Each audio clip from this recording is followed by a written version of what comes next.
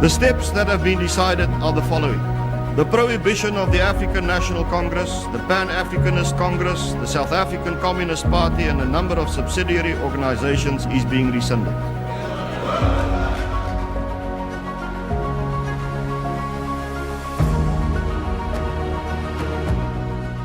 The blueprint of our constitutional democracy, which is the most progressive document in the world, which is South Africa's constitution.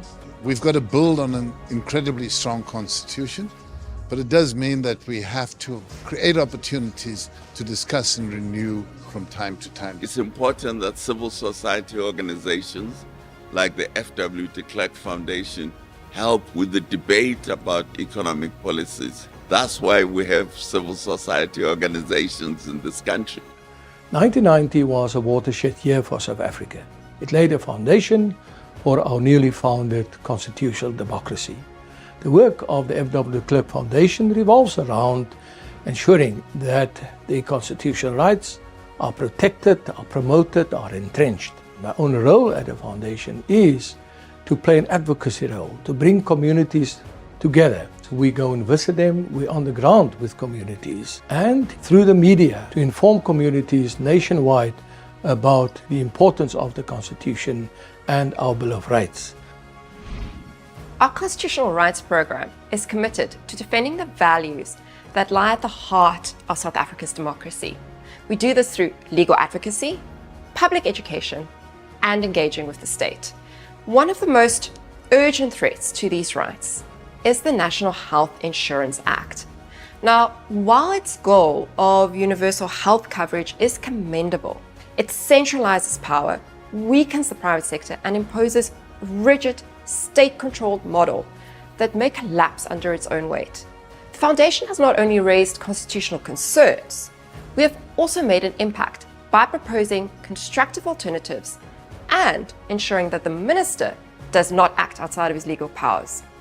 The program will continue to challenge unconstitutional provisions and advocate for a health system that truly heals and serves all South Africans with dignity and care. Some say South Africa is raising a lost generation. But at the FW de Klerk Foundation, we believe the opposite. We're building an informed generation. Through our Constitutional Advancement Program, we are equipping young people with the confidence, with the knowledge, with the civic skills they need to thrive in South Africa. And how do we do this? How do we advance the youth? Well, through our groundbreaking 5-module constitutional education program, we're making sure that the Bill of Rights, economic justice, and youth empowerment really come to life. We've also partnered with the National Youth Debate Initiative and are contributing to national dialogue across South Africa. This isn't just education, this is nation building. The Legacy program is dedicated to preserving and celebrating the life of FW de Klerk by key initiatives like conferences marking the anniversary of his 2 February 1990 speech that changed the course of South Africa. Over the years, we have had many diverse and powerful voices contribute to the dialogue on peace, democracy, and constitutionalism. And for the first time in 30 years, we are actually living in a democratic South Africa and not South Africa where one party rules and determines all. I was in 1990 in matric. That's when things were changing in South Africa, and a lot was because of the president. And the foundation is doing such great work, and to be recognized by them, yeah, it's a bit emotional, but a hell of a proud and also take it as a big responsibility. FW de Klerk spoke about his vision for the creation of the Center for the Constitutional Transformation of South Africa to remind, educate and inform people of one of the country's greatest achievements. This vision came to life with the launch of our exhibition in November 2024.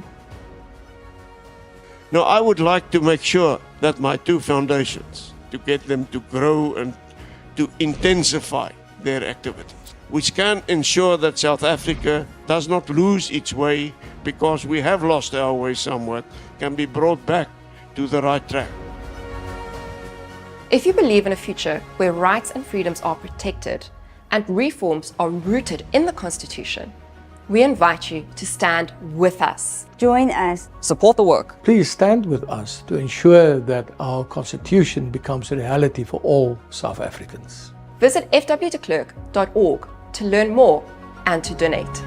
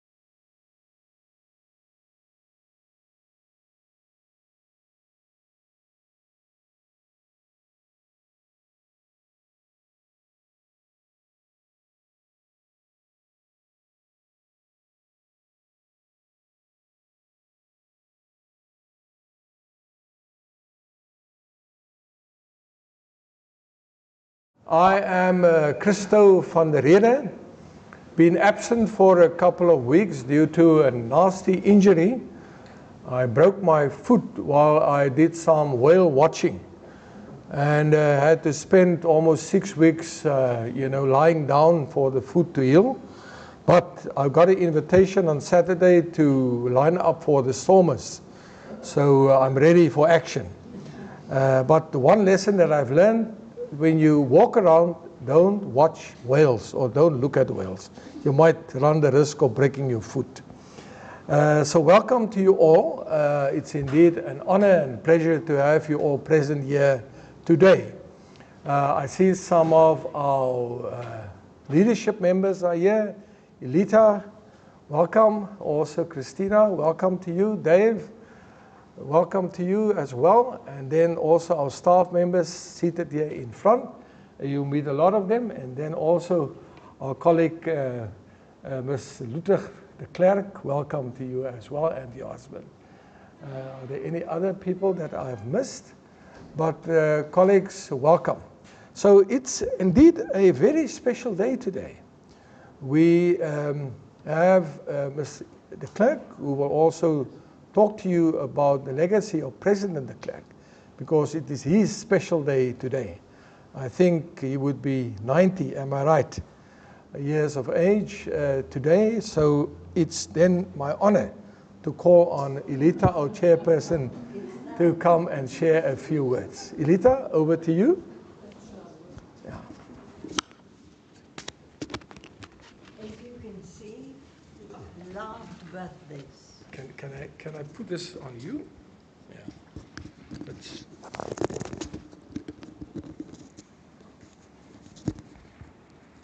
Sorry for this. What is that? It's just a mic. Oh.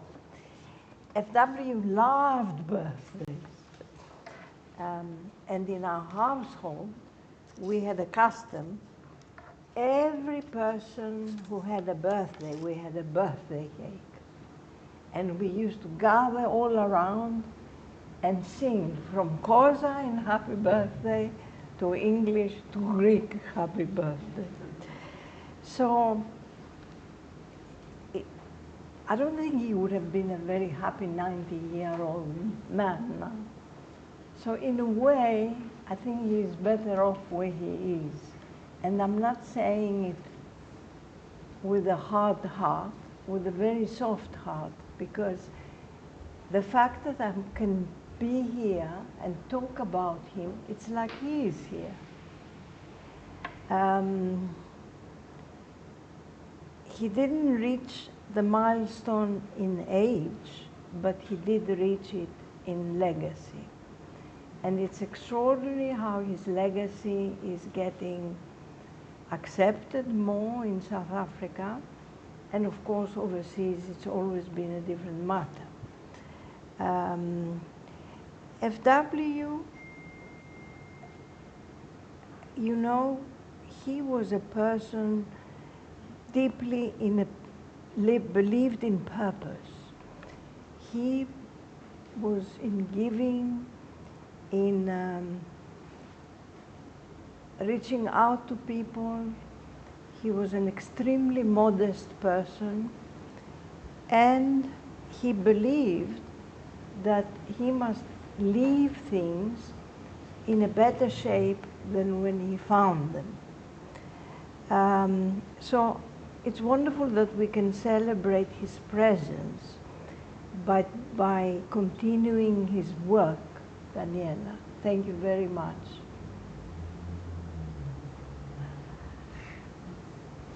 I must tell you something. I'm not good in public speaking.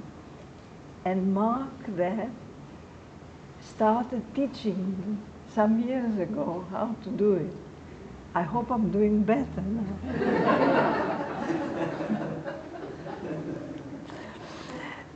So the greatest tribute that we can have it in our minds for him is to continue his work, and the foundation is doing so.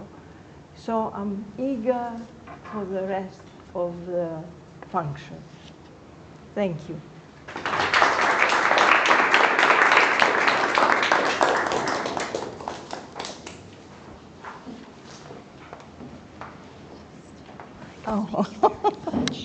So, colleagues, it's indeed an honor today to talk to you about our report card that we have released. Let me just manage to put this back on here before I break it. So, what is this report card all about, and what purpose does it serve?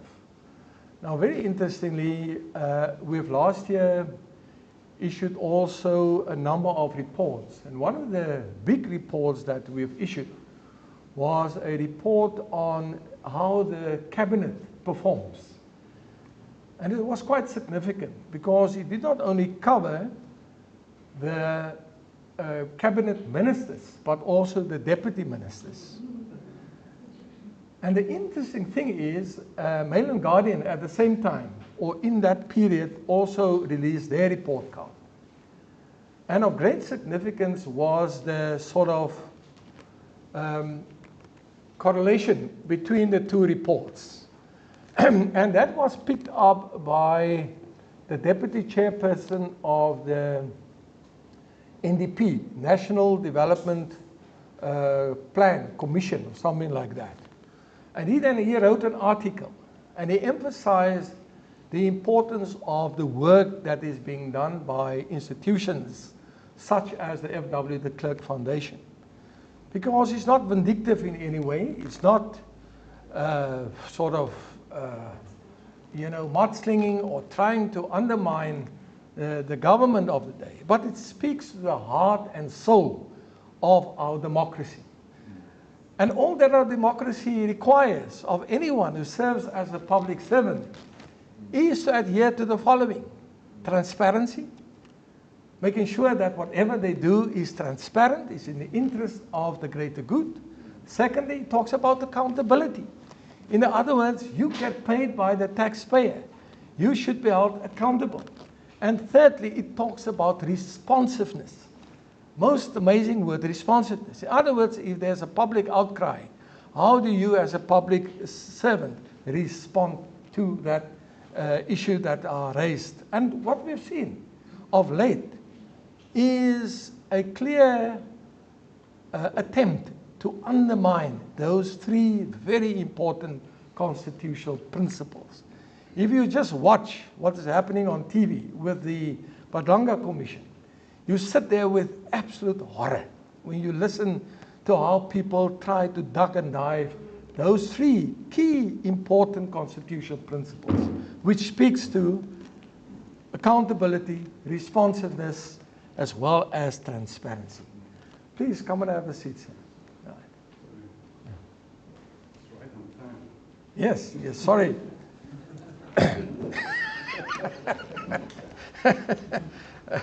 I thought I was a bit too early, but you're right.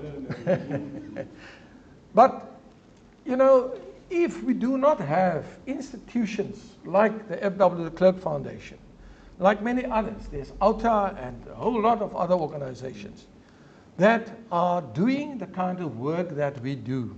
And this has nothing to do with personalities or who is governing this country. It has everything to do with our constitutional premise. Ladies and gentlemen, if we lose that, then we lose South Africa. And we need to thank a person with a vision, F.W. de Klerk, who had a vision to realize, but we cannot continue on this path of keeping people apart. There must be change.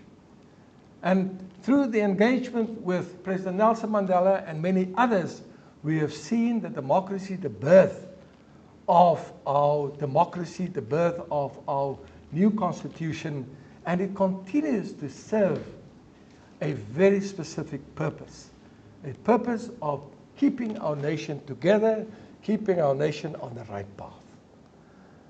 So, ladies and gentlemen, it's really an honor for me to then release the report, and I've got a couple of copies, and it's quite expensive, so it's available online. But I really want to thank Daniela. Daniela, maybe you must stand so people can see who you are. And then a team of interns. You can sit down again, Daniela. So you can see a high quality report, and there's Abigail who's done all the artwork for us. And we're very proud.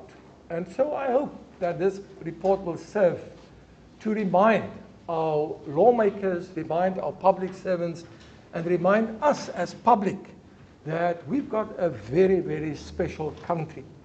A country that is based on constitutional principles. And we need to nurture it, we need to honor it, we need to protect it. But more important of all, and that relates to our vision, we must make it a reality for all of our people. It is no use we have this beautiful constitution, but we see how inequality just broadens by the day, by the minute. Our people live in absolute abject poverty. Our people are exposed to gangsterism. Our people are exposed to the most terrible, horrifying hospital service. And you know how people actually abuse our constitution to enrich themselves. So our purpose is to really make sure that our country at large benefits from our constitution. And if we fail in that, this constitution will be a mockery. It will have no purpose whatsoever. You might as well throw it in the dustbin because it serves no purpose. So let us be mindful of that. So colleagues, what are the key recommendations that we propose in this report? I've spoken to you. We need to uphold our constitutional supremacy. It's important, the role of our courts, especially our constitutional court. We need to make sure that there's a separation of powers, that our constitution remains supreme. Secondly, we have entered a new South African political order, one that consists of coalitions.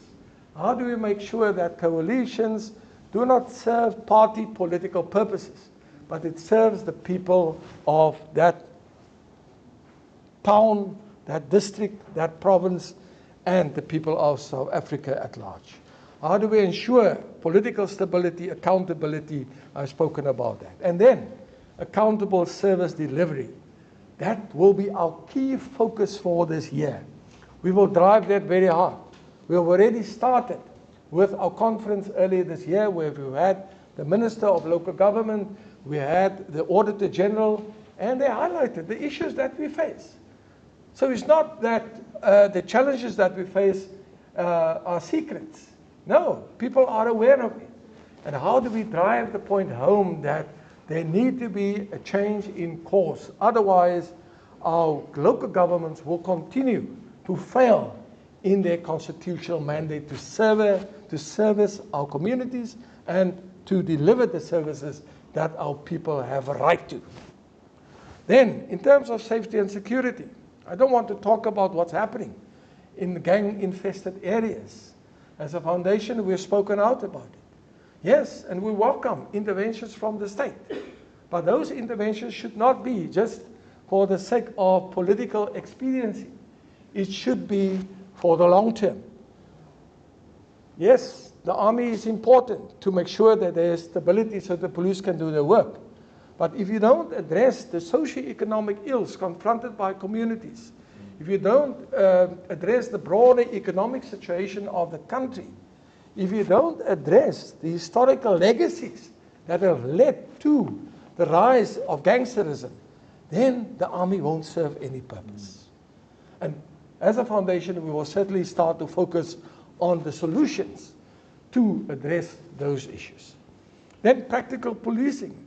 The report advocates for more effective practical policing and proper regulation of specialized public order units to manage protests professionally while protecting the right to assembly. But we've seen the rot in the higher echelons of the police force. And I am, for one, very thankful that Lieutenant General Makwanasi actually exposed the rot. What will come of it? That remains the big question. We're spending another 100 million rand on the commission, but what about real action to address the issues that the police force face at this moment? In terms of land and housing, we've seen massive migration from rural areas to cities. It's not just a phenomenon that is limited to South Africa. It's throughout Africa, throughout the world. So how do we address the housing needs of people? And how do you balance the need for greater investment, but also the need for affordable housing? Because we've seen people moving into areas which are not suitable for housing. And the circumstances that they live in give rise to crime, gangsterism, all of these kind of social issues. So we're going to have a couple of roundtables as part of our local government campaign this year to see to what extent we can come forward with ideas to deal with the housing issue.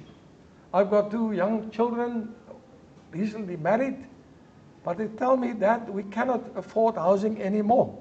We need to stay with you. And now they brought the dog as well into the house. Now I've suddenly become the owner of the dog. I said to them, okay, leave it to me. I will see to what extent we can really advocate on behalf of young people to get them to access affordable housing. Because that in itself is a crisis. And what people don't realize, what governments don't realize is that if you're the owner of the house, that's the start of creating wealth for the future. Because eventually you can sell that house for a profit and you can grow into, buy a bigger house, and you can grow wealth for the next generation. And that's why as a foundation we emphasize the importance of expanding ownership. Millions of people in South Africa live on land where the custodian of the land sits with a church or sits with the government or sits under the custodianship of a chief. And we've seen how that have led to impoverishment over time. Give people ownership of their houses. Give people ownership of their means of, of creating a livelihood, because that's the start of creating wealth for the next generation. Expand private ownership. I've spoken about that. I've spoken about the need for urban housing reform to break the legacy of spatial apartheid. This report suggests large-scale urban affordable housing through public-private partnerships, and we have to ring-fence urban grants and target affordable rental tax credits. Land release, we've seen. I've spent many years in agriculture, and it's sad to see the state of many of the farms that have been given to communities. There's one very, very big farm in the Northern Cape. I often drive past that farm on my way to Kakamas, where there's the Wine Academy. They do a lot of training of young people. The shocking, dilapidated state of that farm is something to really write a few books about. What is the first lesson that we've learned from that exercise. You cannot give a farm of 1,000 hectares to 600 people to manage. It will never work. That has never worked.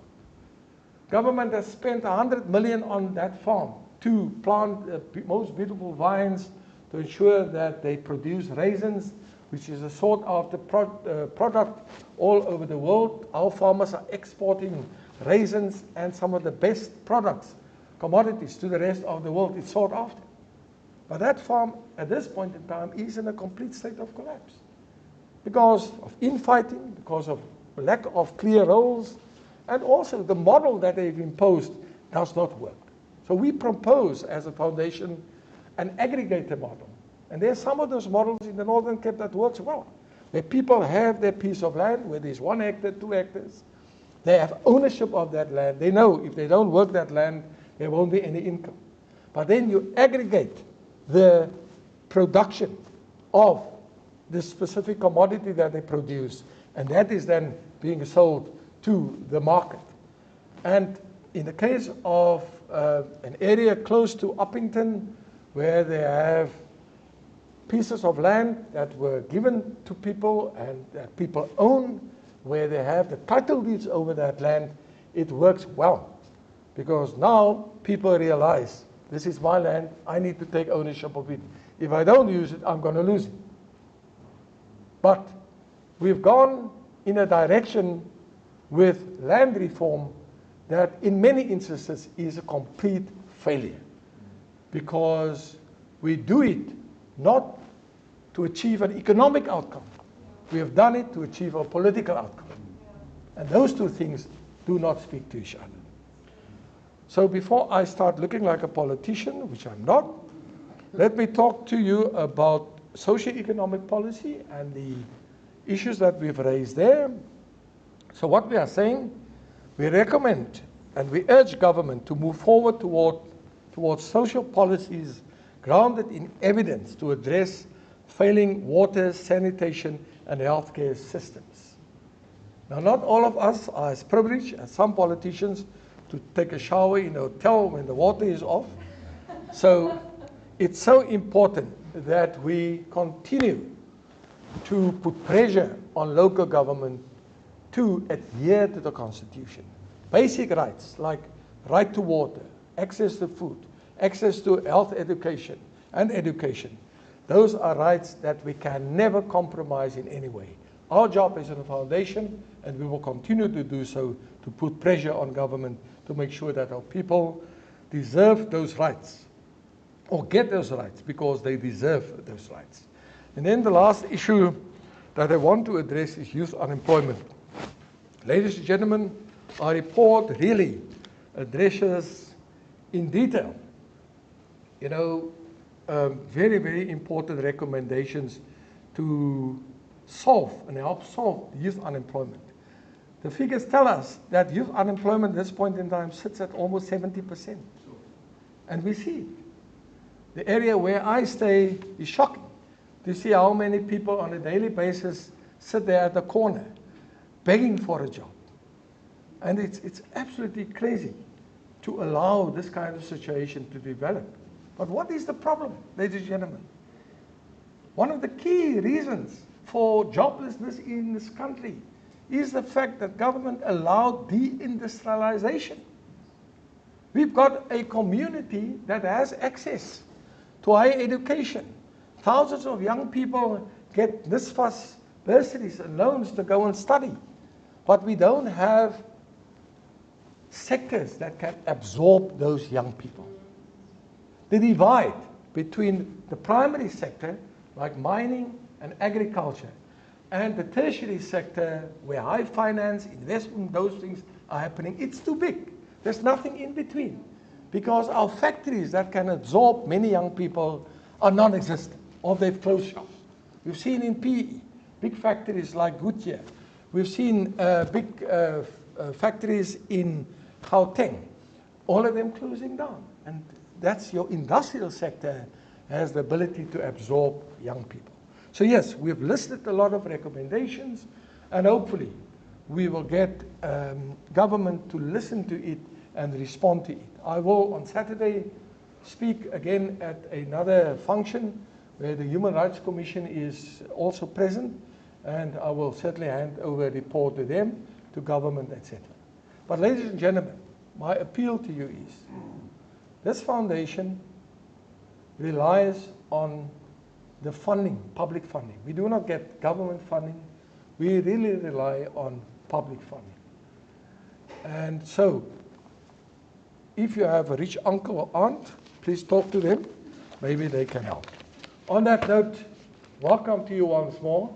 And I will now hand over to my colleague, Daniela, then to talk to you about the report itself.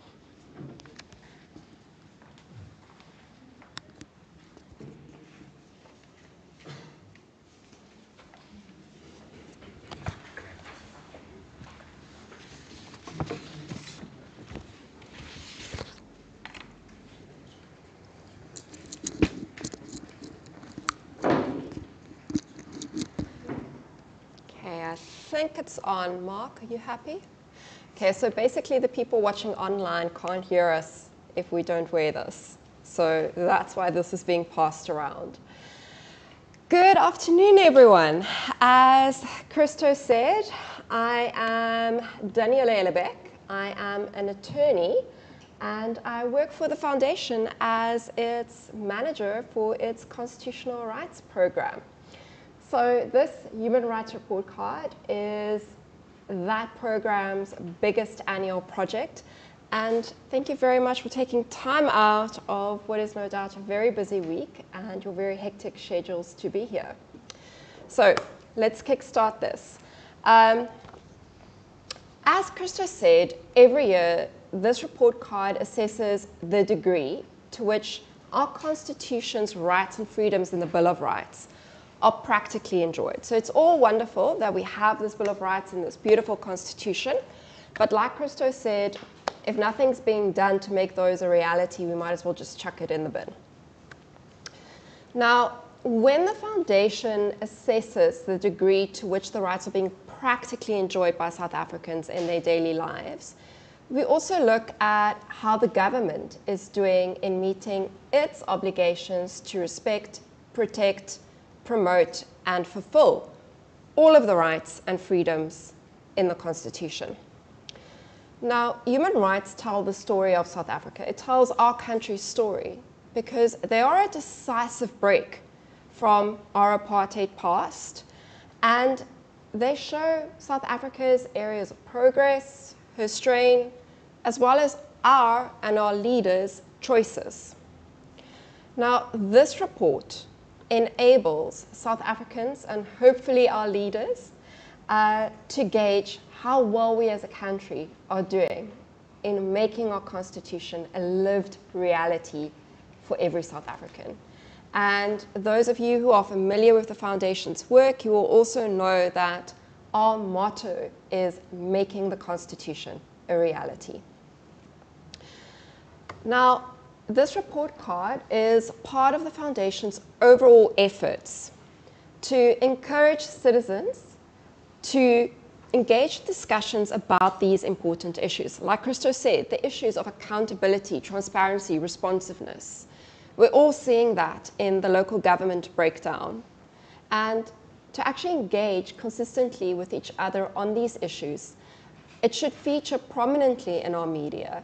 And it should all tie back to whether or not we are making the Constitution a reality in this country, or whether or not it's just a nice book with a few fancy promises in it. Now, when looking at how South Africa performed in making the Constitution's rights and freedoms a reality last year, it is important to look at the context. So for this reason, the report card starts with an examination of 2025's top developments in the spheres of politics, economics, crime and corruption, as well as international relations. Because everyone here will know, last year international relations were a big deal. So when it comes to political developments, the Government of National Unity, or GNU, as it is commonly known, remained intact, but not without and I want to say they expected chronic tensions and sharp disputes. Now, one sharp dispute, for example, was fiscal policy. And this dispute resulted in the national budget being historically postponed for the first time, and then the second time. Finally, the third reiteration of the budget was passed. Now, what was this fiscal dispute about? Basically, parties in the GNU couldn't agree on whether or not there should be an increase in value-added tax, or VAT. Now, the proposed hike in VAT was to increase it to 17%.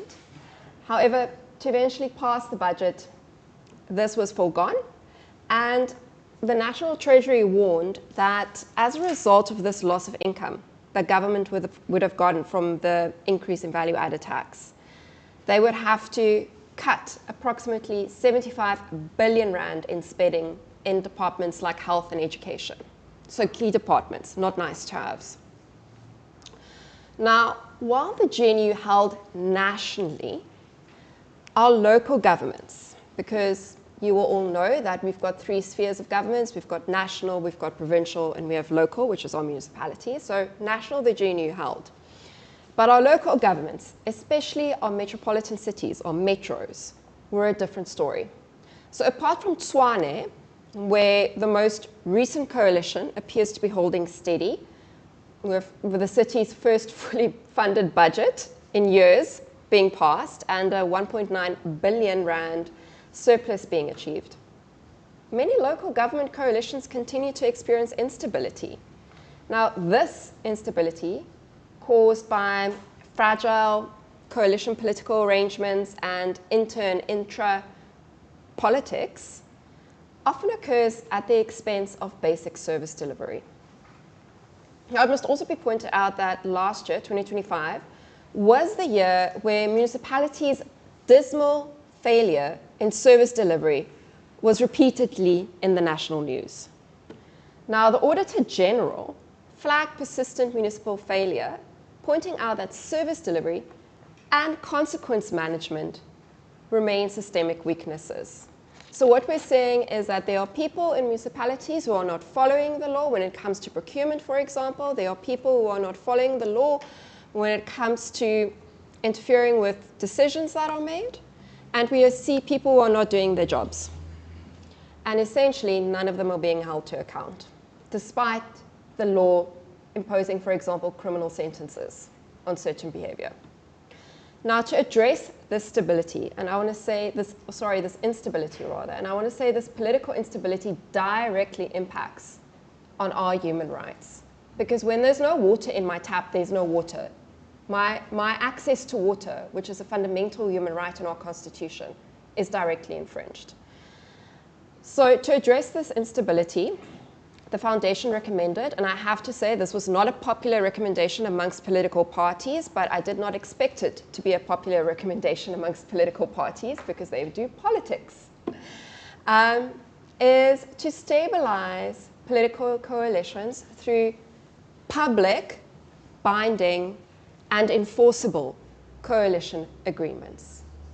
So specifically, for example, if I'm part of a political coalition in a local municipality, the Constitution in, I think it's section 152, sets out the objects of local government. Let's say Ismail, myself, and Christo all decide to enter politics and we enter a local government coalition. If I, get my chops in a twist and I decide to leave the coalition for whatever reason, whether it's intra or inter-party politics, I should be able to show to the voters that, listen, in terms of the coalition agreement, I was going to do A, B, and C when it comes to the service delivery in terms of section 52 of the Constitution. I'm not going to do that, but Ismail's agreed to step into the gap. Because otherwise, municipalities who are basic service delivery vehicles falter. And it's the citizens who vote who suffer. And people should be able to know who they get to hold to account. If it is that Daniela just wanted to do politics and resulted in Elita and Christina and Matalbo not having water in their taps, or Yuan and Danny not being able to send their children to a functioning school, that should be hopefully very well inform our voters about who is actually working for them and who isn't. Now, this will hopefully ensure something like public binding and enforceable coalition agreements should ensure that service delivery happens regardless of politics. Now, when it comes to economic developments, the GNU resulted in the economy starting 2025 with confidence. The Johannesburg Stock Exchange, the JSE, rocketed, nearing record highs as waves of foreign capital was invested in South Africa, especially to buy shares in our companies, so the money went into equities, as well as government bonds, which shows confidence that the government will be able to repay the money that it essentially gets loaned through the vehicle of bonds. Now, the Rand also strengthened to its best level in months, and basically analysts saw the GNU as a shift towards policy stability, which is important because it allows people who put their money into our country to know that it's in a stable environment. There are not going to be big dips and spikes that will affect it. And it will also affect our South African businesses because it allows them to know what type of policy environment they operate in. And the more predictable an environment is, the safer it is. Money likes predictability, whether it is your own bank balance that likes to know that you can still buy a loaf of bread for 30 Rand, I think it's 25 Rand now, today and tomorrow. You like predictability. So bigger businesses who are made up of more people and even nations who are made up of more people like predictability. Okay. Now, South Africa also achieved a major turnaround in energy stability, cutting load shedding by 97% and returning Eskom to profit for the first time in 8 years. Now, Christo has already mentioned the Constitution and the Cabinet report card that my colleague Ismail did a wonderful job on, and I recommend all of you to read it. So that report card, as Christo said, examined our 77 members of our national executive, ministers, deputy ministers, and so forth. And our energy minister was the only one to receive an A grade. So think about if you were in school, A plus all the way through F, no A plus was achieved. Our energy minister was the only one to achieve an A, no doubt, because load shedding is hopefully a thing of the past. But yes, concerningly, there were even a couple of Fs. And importantly, I want to point out that no single political party can claim we did a great job and only a good job. It was a mixed bag of nuts for everyone. Now, our harbour ports also showed signs of improvement. And importantly, when it comes to our very poor railroad system, this seems to be experiencing signs of revival because government opened up freight corridors to 11 private rail operators. Now, for everyone who wonders why food costs so much, it's because most of it has to be delivered in the country via trucks that consume petrol, which means every time that the Middle East coughs or anything else happens to put up the oil price, our food prices go up, because our railroads aren't functioning the way they should. So it's important that our rail is being opened up. South Africa also exited the Financial Action Task Force's grey list, and the economy showed signs of recovery. Real GDP, ladies and gentlemen, was weak at 1.1% for the year, but this is still positive growth. And inflation was at a 21-year low, which I'm sure we are all grateful for because it means we can continue to buy that loaf of bread for 25 Rand. Job creation improved across several sectors, including specifically agriculture, which is something very close to Christo's heart. However, the broader macroeconomic picture remained constrained. And in our research, we found this to be mostly the result of three things. One was international trade tensions. Two was record high government debt. So the amount of money that the government has borrowed and has to pay back, and interest as well. So, and ladies and gentlemen, I want to say that the fact that we have record high government debt is something which is unsustainable, especially when we get to the tax base, which is something I'll talk about now. And lastly, the third thing that was a broader macroeconomic factor that affected South Africa was the crisis of youth unemployment, and it really has reached crisis levels. Now, youth have the highest unemployment rate despite a drop to a 2-year low of 58.5%. And this means that young people are not entering the formal economy. And it shows us the scale of the crisis. That's 6 out of 10 people who cannot get formal employment. And this affects even qualified professionals. Because last year, for example, there were 450 doctors that were unable to secure their employment in the public sector because there wasn't budget for it. Now, the high rate of youth unemployment has created a dangerous imbalance in the national economy. Fewer young people entering the formal economy means less income for the government in terms of income taxes that it gets. Now, this puts a tremendous strain on the narrow tax base, so the few people in the formal economy that are paying income tax. And to illustrate this pressure, the number of social grant recipients is estimated to have been about 28 million last year. Okay? Excuse me.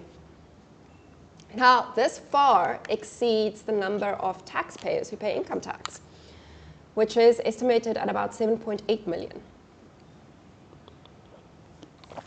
So we have 28 million people who rely on the government for some form of social grant.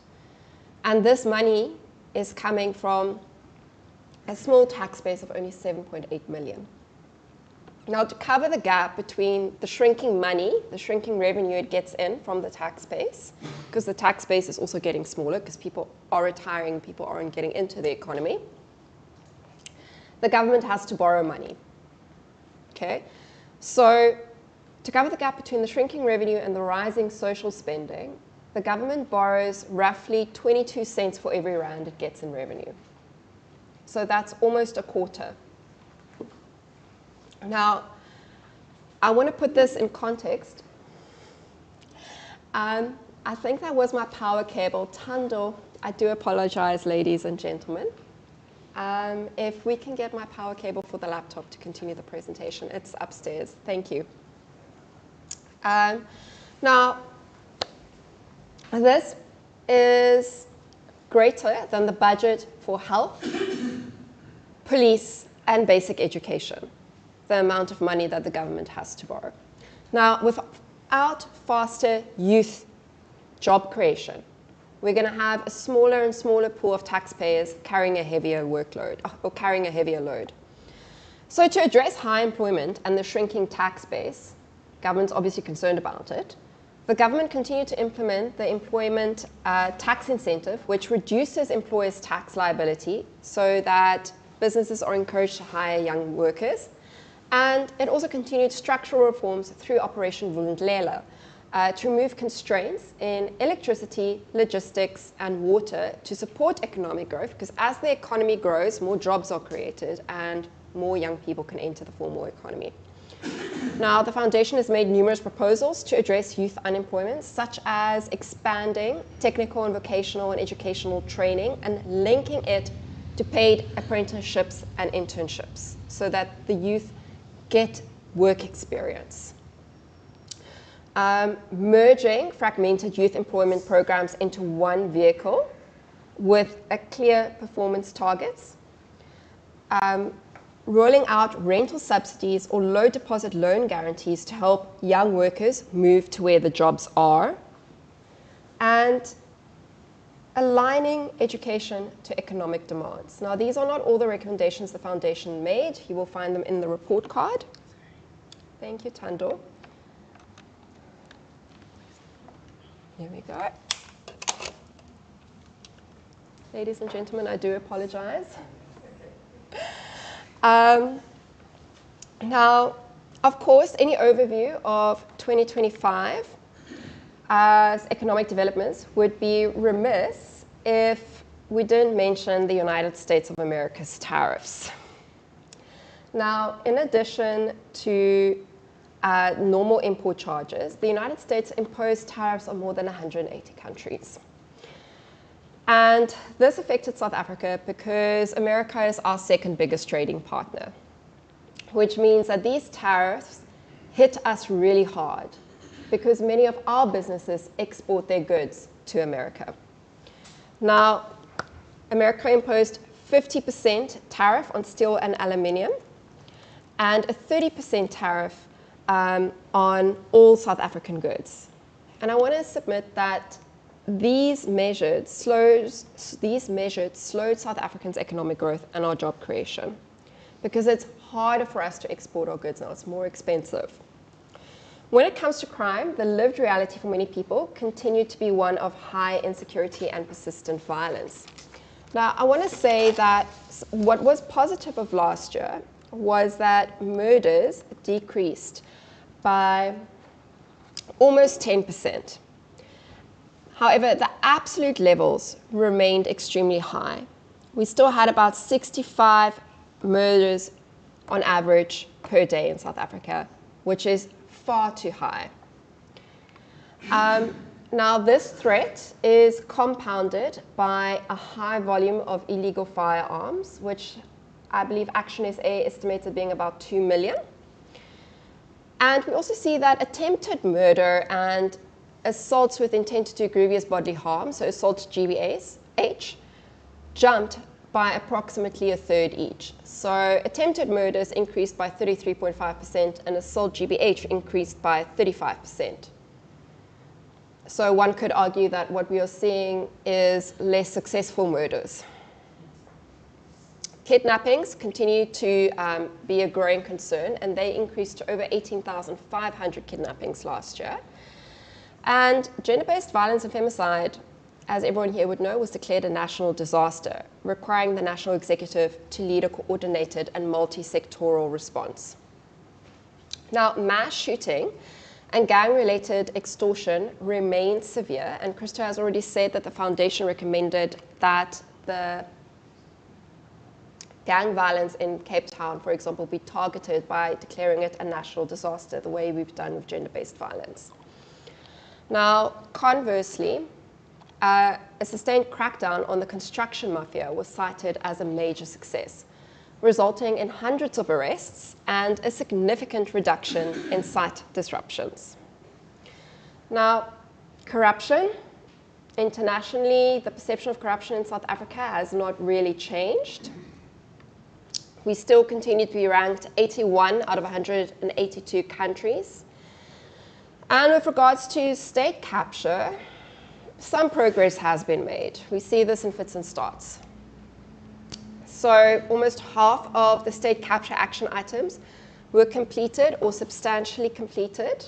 23% are on track, but almost a third are delayed. And I think the proof is in the pudding, and this should put it into perspective. Only one person went to jail so far. On the money side, which no doubt we are all very interested in, because it's estimated that about 500 billion rand was stolen in state capture, we have so far only recovered 2%, namely 10.9 billion rand. And in state capture 2.0, which is what Christo calls the Madlanga Commission, or rather what the Madlanga Commission is uncovering, we see criminal, political, and corruption all interfering with the criminal justice system itself. Now, the Madlanga Commission delivered its interim report in December last year, which is not yet public, but we are expecting its final report in August this year. Lastly, in terms of international relations, these were defined by rising diplomatic friction throughout 2025, particularly with America, and the heavy impact of global geopolitics on South Africa's domestic economy. So South Africa's genocide case concerning Gaza continued in front of the International Court of Justice. And relations with the United States deteriorated with a meeting between President Trump and President Ramaphosa in May. Trade uncertainty for South African businesses and producers also escalated, with US officials questioning South Africa's eligibility for AGOA, so the African Growth and Opportunity Act, due to our geopolitical alignments. Now, AGOA is important because it gives us free access to US markets, and AGOA lapsed in September but was renewed for a year, which means we have short-term certainty. Now, why did I mention all of this? Because it shows that how foreign policy affects South Africans' lived reality, and how foreign policy can become a salary issue in a heartbeat. And the Foundation has repeatedly said that South Africa must navigate geopolitics with a jobs compass. So this means that foreign policy must prioritize domestic economic stability and export infrastructure. And this includes diversifying markets, which is the approach currently being pursued, and keeping diplomatic lines open. Now, importantly, the report card, and I want to say that you will be able to download the report card as soon as we get the presentation up and running again.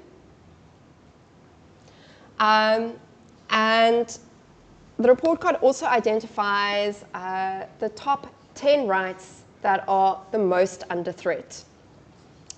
Now, the right to life's practical enjoyment was graded as being very bad and deteriorating. And I want to say that our safety and our lives improve when the whole system is properly resourced and synchronized. We saw glimpses of that in focused operations like Operation Chanela, where we saw arrests of approximately 15,000 people on average per week. And this shows operational reach and suggests that sustained, focused, and well-resourced policing can dismantle organized crime. However, we have not seen something like Operation Chanela at a national scale yet. And here I wish to reiterate that one of the solutions the Foundation has said regarding crime and policing, and you'll find this on page 6 of the report, is that we create a single, real-time crime data platform linking the police, the National Prosecuting Authority, forensics, and intelligence with weekly leadership reviews to steer intelligence-driven operations. Now, something like this is credited with why Brazil has seen such a large reduction. So if it works in Brazil, we can learn from them and employ something similar here. And also, I just want to say that something like this is common sense. Now, take this type of operation and deploy it to the number of hotspots that drive the most killings, and declare gang violence a national disaster, and then cut the Independent Police Investigating Directorate's backlog of almost 60,000 cases with a time-bound resource plan that incorporates quarterly provincial progress reports to Parliament, so we all know what's happening because all of those things are public, and links station commanders' performance reviews to IPID cooperation. Now, the right to freedom and security of persons, practical enjoyment, remained unchanged and was graded as very bad. And this is because people remain vulnerable to violence from both private and public sectors. For example, IPID found that last year there were approximately 670 deaths as a result of police action. Now, ladies and gentlemen, this is very high, and it is the highest number since 1997. When it comes to the right to access to healthcare, food, water, and social security, this right to practical enjoyment was very bad and deteriorating. Water and wastewater systems failed at scale. And we had a shortage of about 2,221 ambulances, and some public hospitals failed to provide cancer treatment to roughly 3,000 cancer patients for 3 years. And these patients had to go to court. And this is what we see happening, is that courts have to hold the line and are the ones that enforce the basic minimum standards. And this is not how it should be. Now, the practical enjoyment of children's rights was graded as very bad, but showing signs of improvement. It is in, so I just don't know why. You just need to switch it on. How? Everyone, I apologize. I'm not the most technically savvy person, and I know that having the pretty colorful slide is much better to look at than to just listen to me, but I hope that you have enjoyed it. Yes, we are all not being able to switch this on. Abby, please, can you come help? Thank you. Okay. Now, children's rights remain very bad, but they are improving slightly. This is mostly because of court judgments that have improved children's access to dignity and so forth. However, the lived reality for children remains very bad. And one out of, oh, that is why. Everyone, I apologize. It's not the laptop, it's the TV remote. Thank you, Abby. Okay, just stay close in case it doesn't. So 1 in 10 children go hungry. Schools are still not functioning and are not safe spaces for children. Then there were numerous school transport failures, as everyone would know, if you watched the news last year. And all of these are persistent threats to the right. Then the practical enjoyment of the right to equality was unchanged and remained very bad. So threats in here included persistent racial disparities in top management. So here, for example, 64.2% of top management roles are still held by whites only. Okay? So not really seeing transformation yet. And then there is the risk of the new employment equity targets, the numerical targets that the Minister of Labour released, becoming de facto quotas. And additionally, gender-based violence continues to undermine equal enjoyment of rights for women. Everyone, I apologize for the disruption with the TV screen. I'm sure that they will sort it out now. The right to education's practical enjoyment was graded as poor and deteriorating, so a D-. Now, why? Because we had a record matric pass rate last year. And that's true. We had a record matric pass rate of 88%. However, despite this, there is a severe early grade reading crisis. Ladies and gentlemen, 15% of grade 3 learners were unable to read a single word. Now, furthermore, we have teacher shortages and overcrowded classrooms, and these all led to the enjoyment of the right being curtailed. And we need to get the basics right in this country. We need functioning schools, we need books, we need teachers, and we need transport to get learners to schools. Now, the rights of arrested, detained, and accused persons was graded as very bad due to systemic failures. Now, threats here included extreme prison overcrowding, with some of South Africa's prisons being 155% overcrowded. So, for example, in Durban Medium, I think it is, you have a cell of 19 people, but you have over 50 people in the cell. On top of that, we have a massive backlog of roughly 60,000 trial-awaiting detainees and a reduction in funding for legal aid, which limits the ability of poor people to challenge their prosecutional detention. Now, the practical enjoyment of the right to an environment that is not harmful to one's well-being is moderate but deteriorating, so C-. Here, the primary threats are unsafe drinking water, with 8% of municipalities, or rather 8 municipalities, not being able to give their local communities safe drinking tap water, and sewage, with 86% of sewage treatment plants discharging polluted effluent. Now, the practical enjoyment of the right to freedom of trade, occupation, and profession remains unchanged and was graded as poor. This is primarily due to the youth unemployment crisis we have already discussed, as well as concerns regarding the Minister of Labour's numerical targets. Finally, the practical enjoyment of property rights remained poor, in other words, D, last year.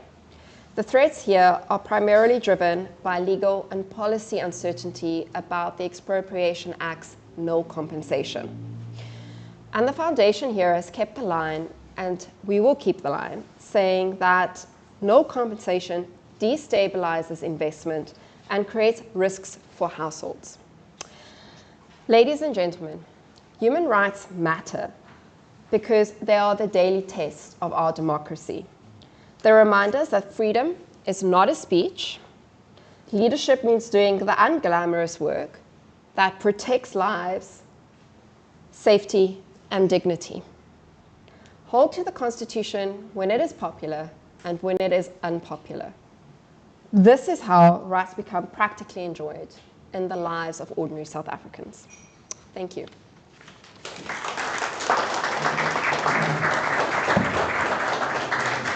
If we can just sort out the laptop issue quickly, then we will be able to move on to the next presentation.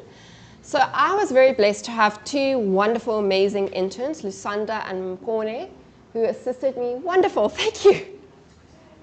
Oh, Christo, thank you. Okay, so how do we do that? Mark? Okay, here everyone can see that I might be great with legal research and thinking, but when it comes to the technical things, I am very blonde.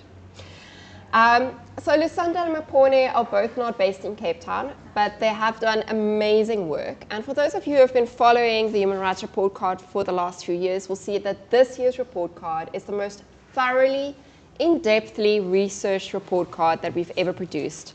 So we are very proud of it. Now, unfortunately, Lusanda is based in the Eastern Cape. Okay, we are all trying to figure this out. She is based in the Eastern Cape, and she could not join us today, but she did record a presentation. And I believe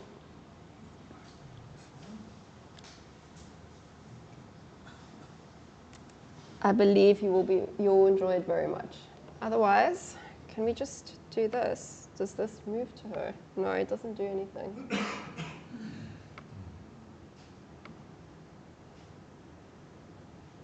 All right, ladies and gentlemen, just bear with us with the technical glitches. This is what happens when one forgets one's power cable in prepping for the speech. Yes? You saw? Okay. No, they both blotted out. Yeah? Maybe just watch from this setting. Yeah, so how do I do that?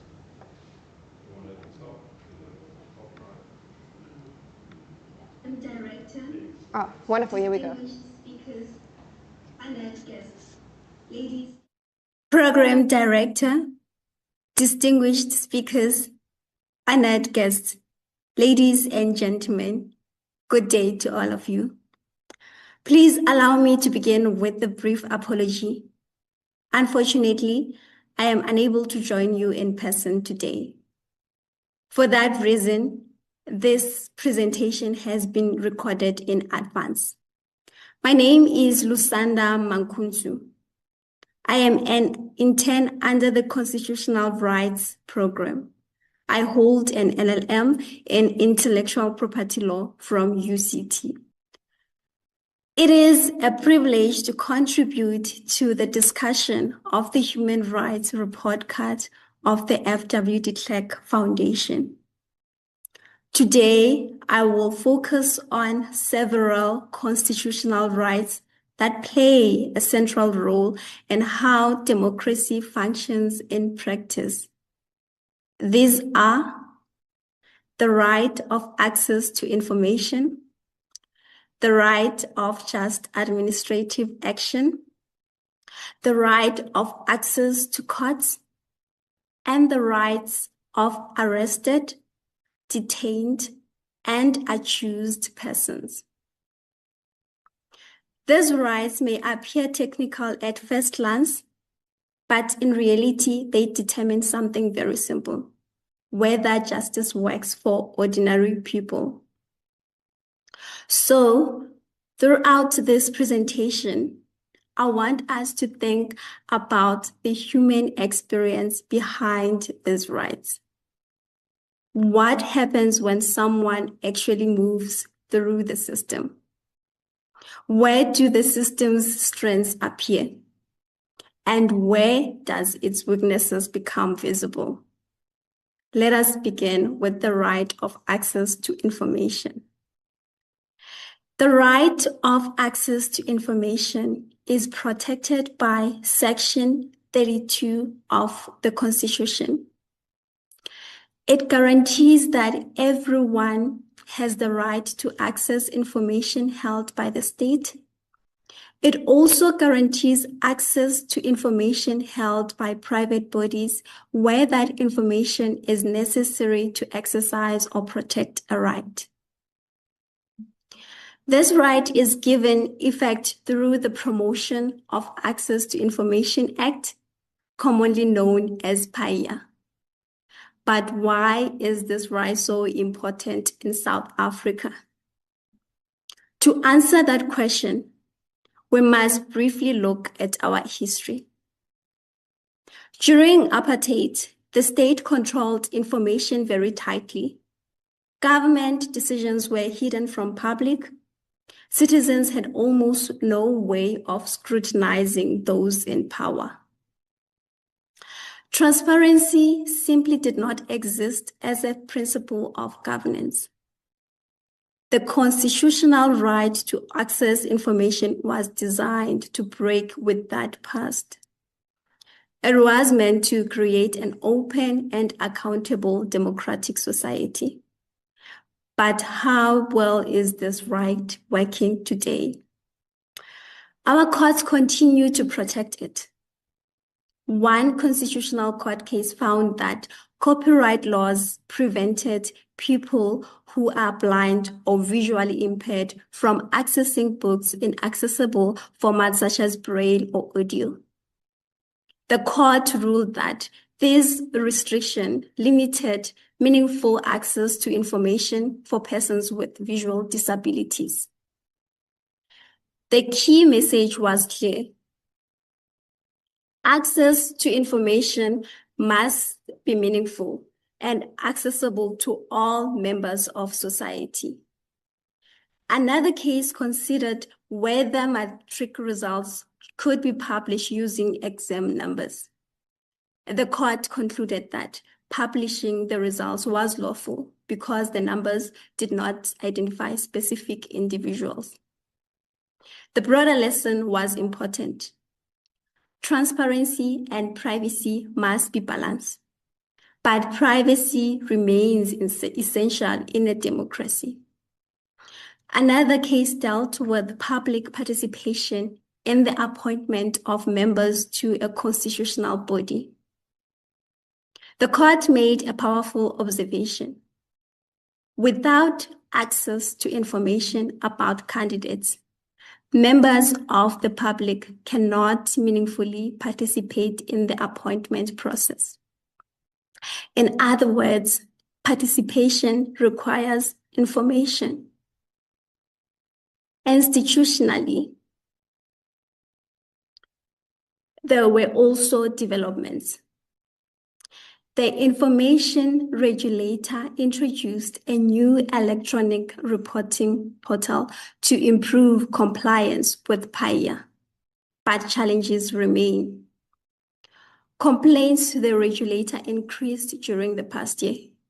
What does that tell us? It tells us that many public institutions still struggling to comply with their obligations. Some municipalities are still failing to submit required compliance report. So let me ask you a question. If citizens cannot obtain information from government institutions, how can they hold those institutions accountable? This question leads leads us directly to another constitutional protection: just administrative action. Section 33 of the Constitution guarantees the right to just administrative action. This means that when the government makes decisions that affect people, those decisions must be lawful, reasonable, and procedurally fair.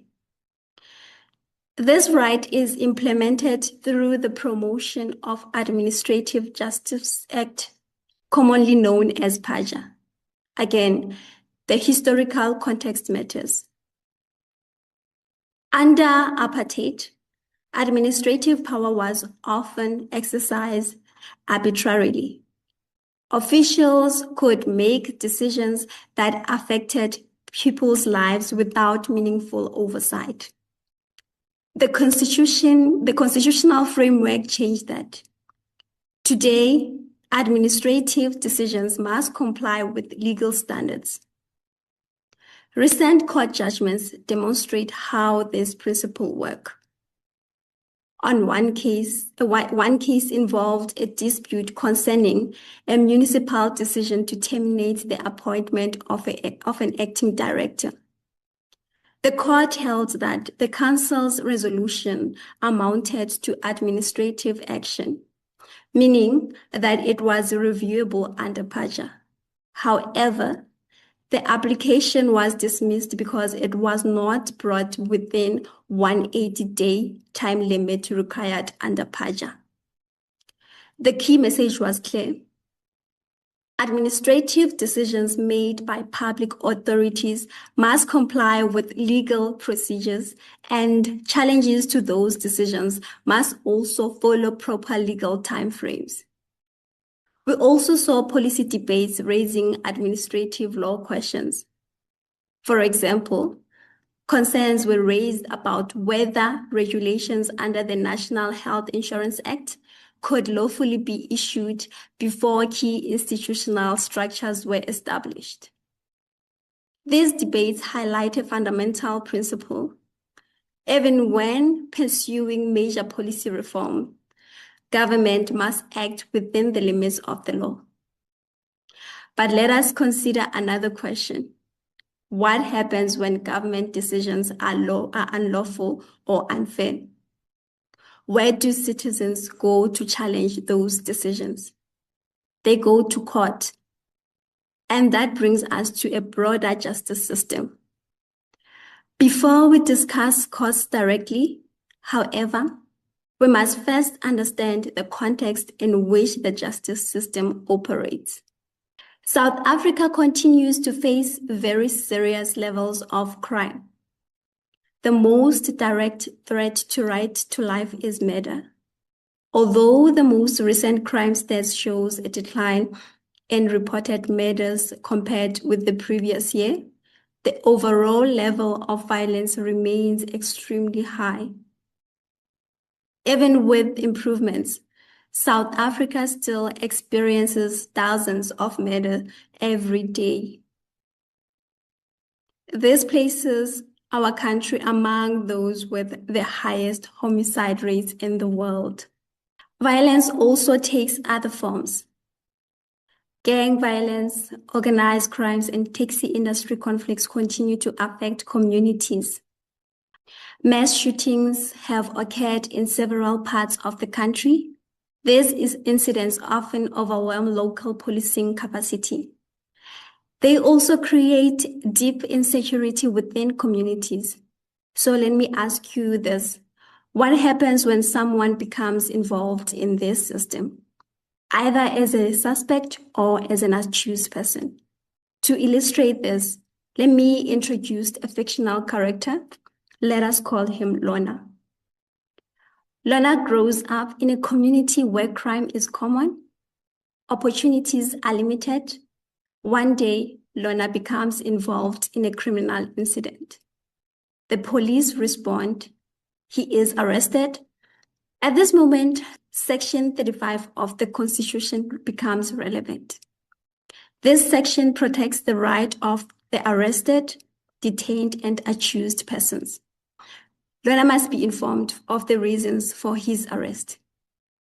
He must be brought before a court within a specific time. He must have the opportunity to apply for bail, and he must be able to challenge unlawful detention. These protections exist to prevent abuses of state power. But what happens in practice? Lorna appears in court for the first time. Bail is discussed, but Lorna cannot afford it. He comes from a poor background. So he is sent to a correctional facility while he awaits for trial. Weeks pass, then months. His case is postponed repeatedly. This is not unusual. South Africa's criminal justice system faces significant backlogs. Many detainees spend long periods in remand detention while waiting for their cases to proceed. Now imagine the conditions. Lorna is placed in a cell designed for fewer than 20 people, but far more people are inside. The space is overcrowded. Resources are stretched. Access to programs and healthcare becomes limited. Overcrowding places enormous strain on correctional facilities. It also raises serious constitutional concerns. Thousands of detainees across South Africa are currently awaiting trial. Many remain in detention simply because they cannot afford bail. In some cases, the bail amount may appear relatively small, but for people living in poverty, even small amounts are impossible to pay. So let me ask you another question. Should someone remain in prison simply because they are poor? This reality highlights how poverty intersects with the criminal justice system. But the story does not end here. Eventually, Lorna must return to court, and that brings us to Section 34 of the Constitution. Section 34 of the Constitution guarantees the right of access to courts. It ensures that everyone has the right to have legal disputes resolved in a fair and public hearing before an independent court or tribunal. The Constitutional Court has described this right as a cornerstone of justice. Without access to courts, many other constitutional rights cannot be enforced. But again, we must look at reality. When Lorna's case returns to court, the system faces multiple challenges. Court backlogs remain significant in several divisions. There are shortages of judges and magistrates. Infrastructure failures and technology disruptions sometimes delay proceedings. Even the safety of courts has become an issue. In 2025, violent incidents occurred in court precincts. These events have raised serious concerns about the security of court environments. Operational challenges also affect court functioning. Power outages, water disruptions, and digital system failures can force courts to postpone hearings. Each postponement extends the time that accused persons remain in detention. It also delays justice for victims. The justice system has attempted to respond to these challenges. Digitization initiatives were being introduced to reduce lost files and administrative delays.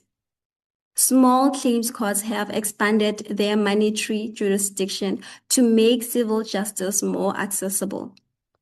These are important developments, but the broader structural challenges remain. So we must ask ourselves, what does meaningful access to justice actually require?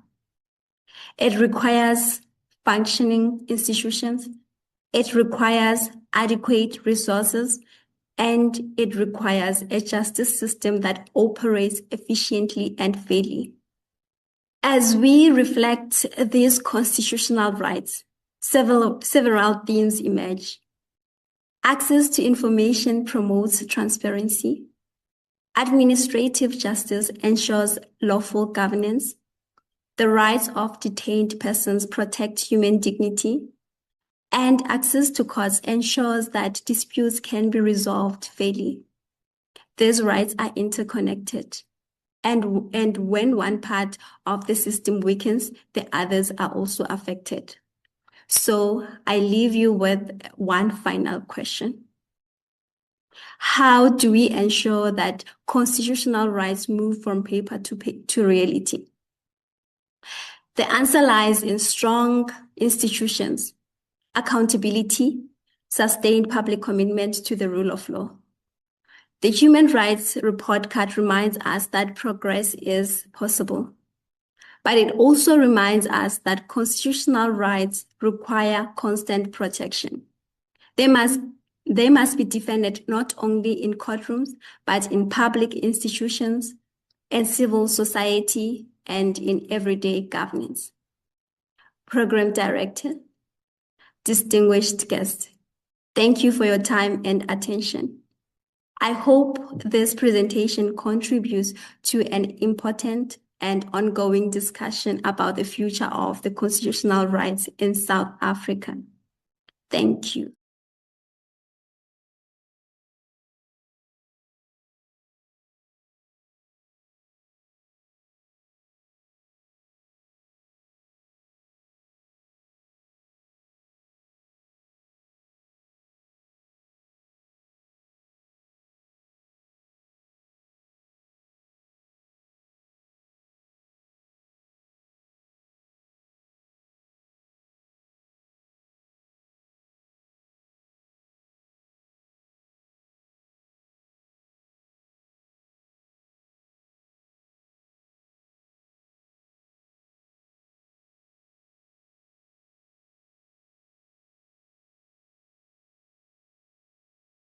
To know more apart from just the summary of this current report card, and some of you will also have the complementary cultural, religious and linguistic rights report card on your chairs.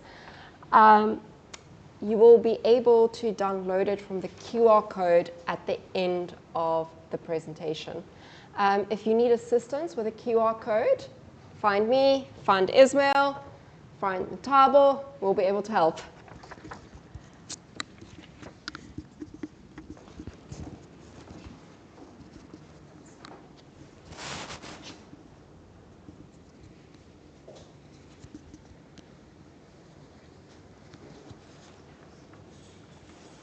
Ladies and gentlemen, good afternoon.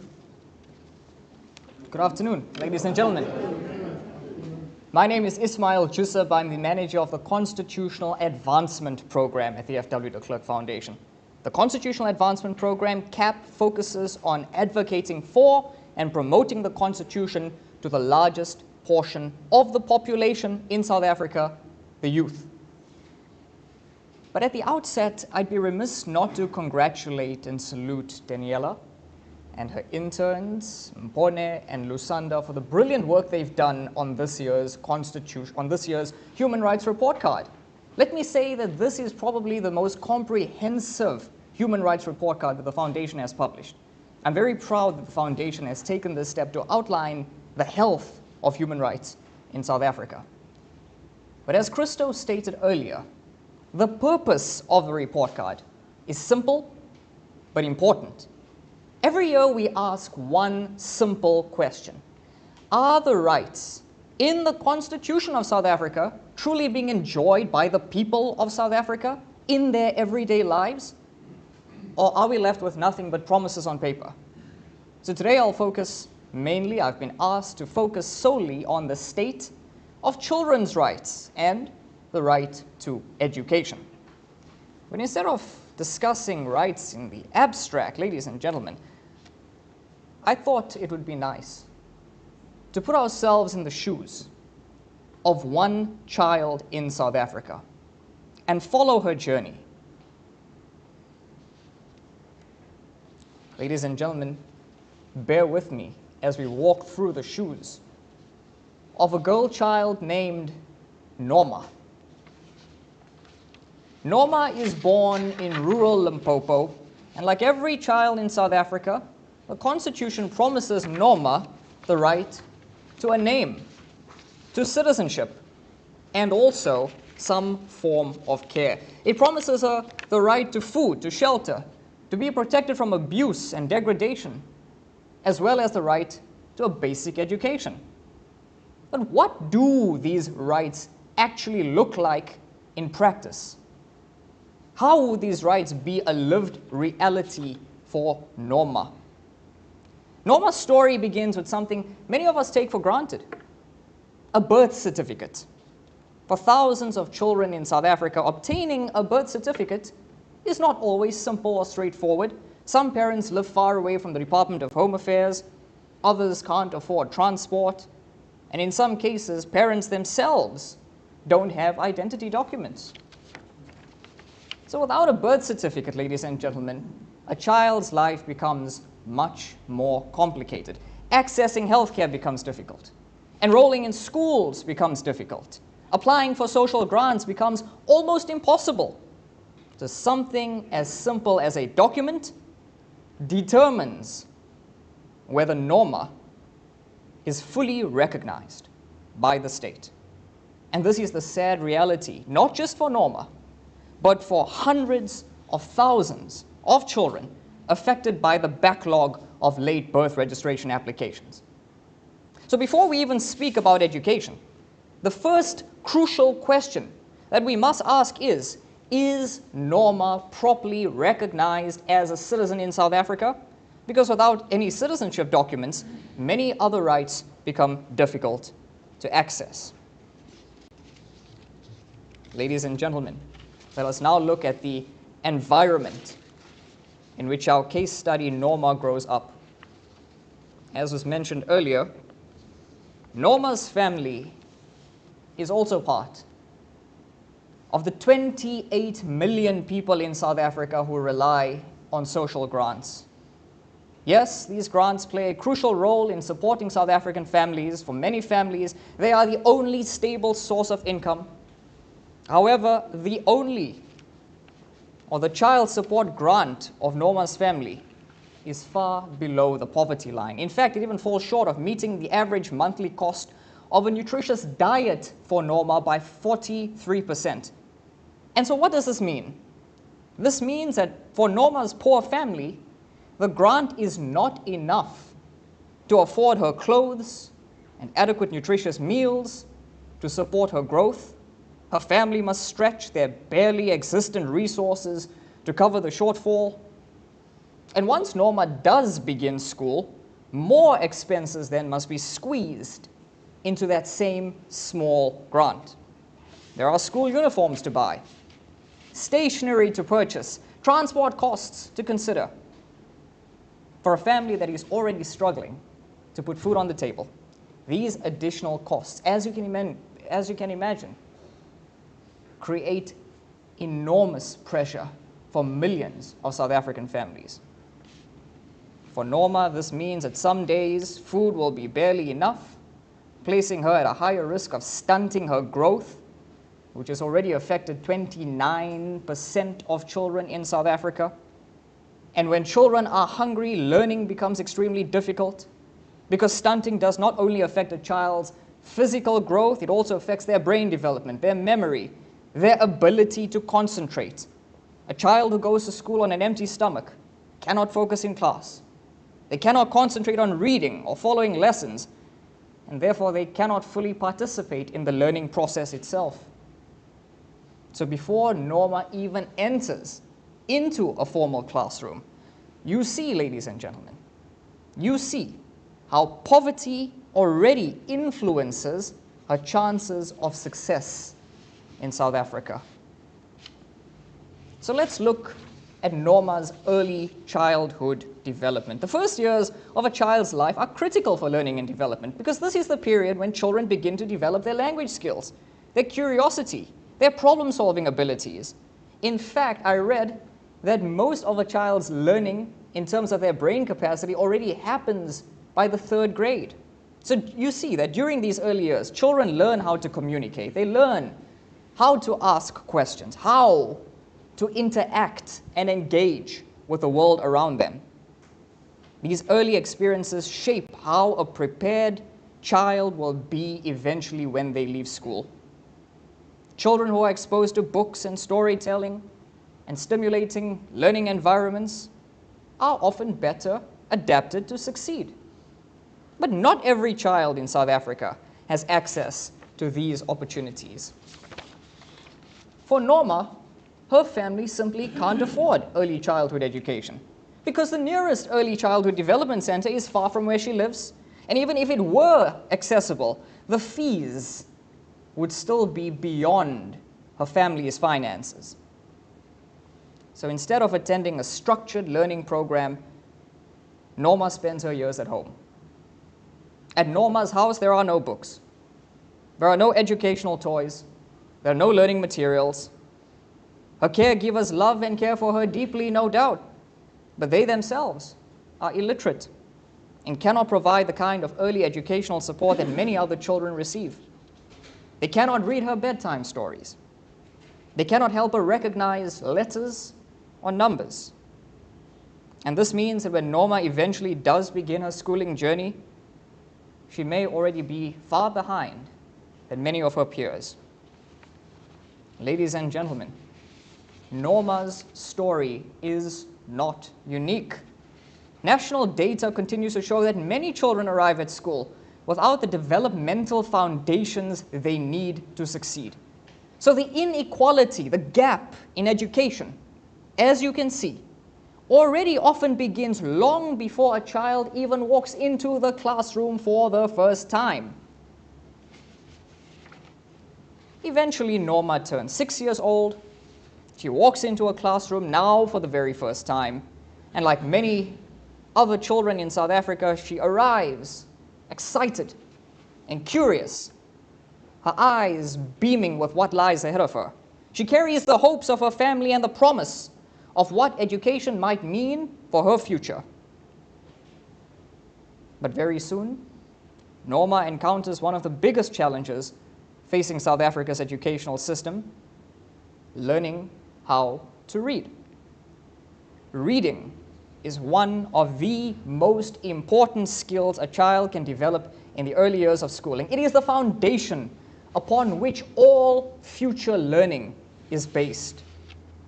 But for Norma, learning to read does not come easily. She struggles through grade 1. She struggles through grade 2. And even by the time she reaches grade 3, reading is still a major challenge.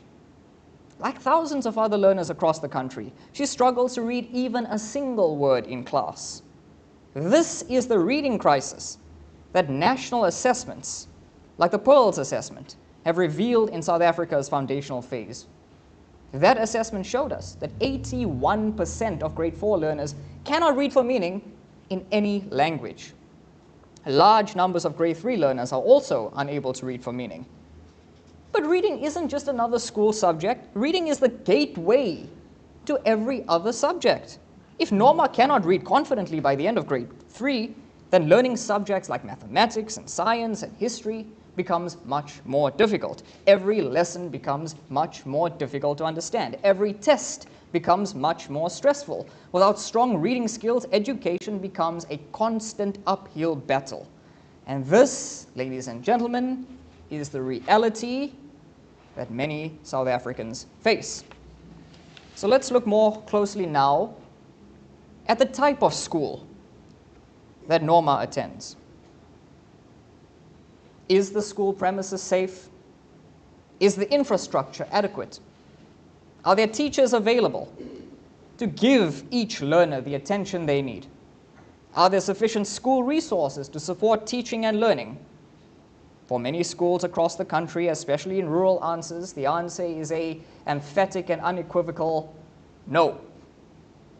And so for Norma, this means sitting or even standing in a classroom that is overcrowded. It means attending in a classroom where more than 40% of learners are taught by one teacher. These conditions place enormous pressure on teachers as well. And it's something we don't speak about. The pressure on teachers. Many face extreme workloads.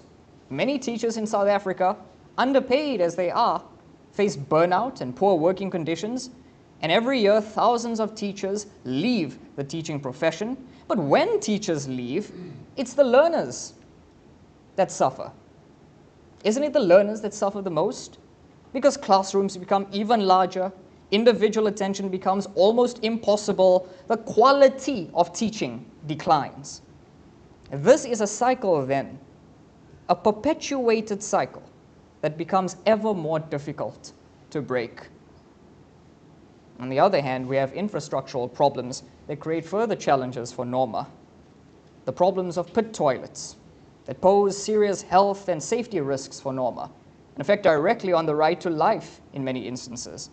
Buildings that are crumbling and contain asbestos, again affecting the very right to a safe environment and life of learners who go to school beamy-eyed, hoping for a better future. Unfortunately, the challenges don't end there.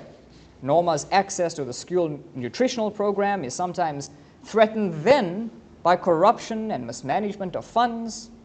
For many learners, this meal may be the only proper meal they receive that day. I repeat, a hungry child cannot concentrate, a hungry child cannot learn, and a hungry child cannot reach their full potential. Compounded to this problem is the problem of bullying. Norma may be a victim herself. Norma may witness some of her friends being bullied. And too often these incidents go unreported, go unresolved, and all of these conditions that I'm laying out for you now raise an important question. Can the right to education be fully realized when the learning environment itself is unsafe?